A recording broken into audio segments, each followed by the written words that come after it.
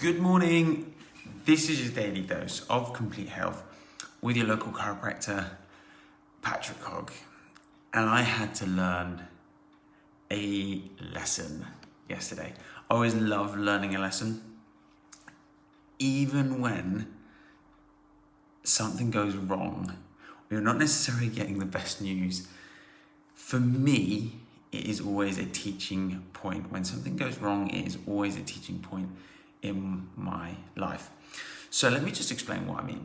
So I personally had my first dental visit in a really long time.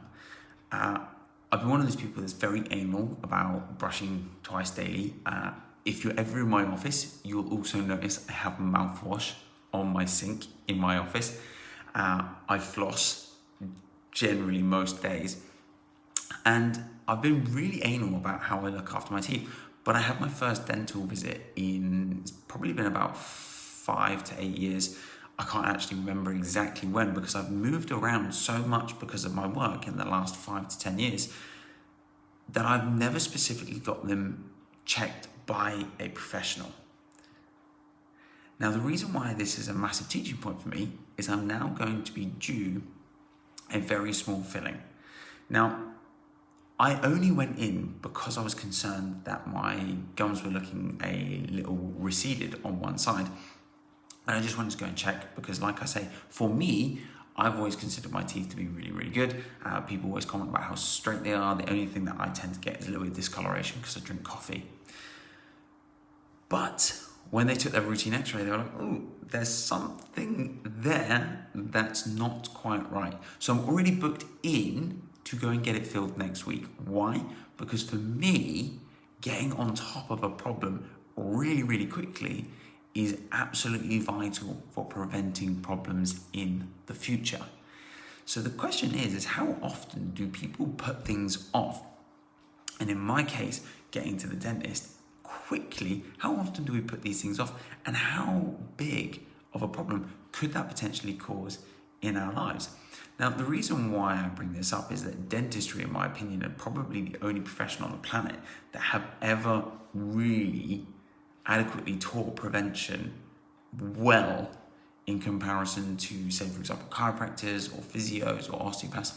Dentists seem to have this authority that we should go in and see them on a regular basis for prevention.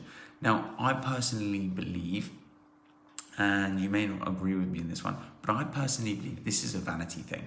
Everybody can see a smile, and so therefore they don't want to constantly have to have teeth out because that can affect the way that we look.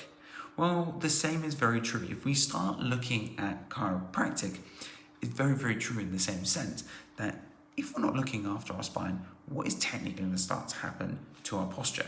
What's going to start to happen to our muscle tone? What's going to happen to our weight if all of a sudden we start to get pain in certain joints, or we start to get problems or deterioration in certain joints, nerves, etc.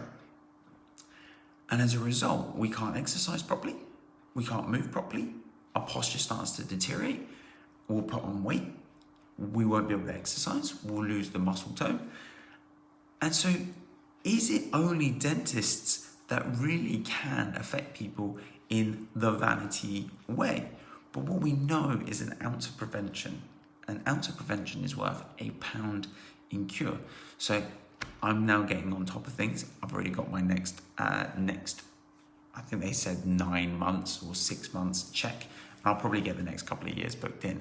Why? Because for me, it's super important to make sure I get on top of these problems ASAP. So my lesson for not going to the dentist, slap on the wrist for Patrick. Patrick here from Complete Health, and we'll speak to you again very, very soon. Take care for now.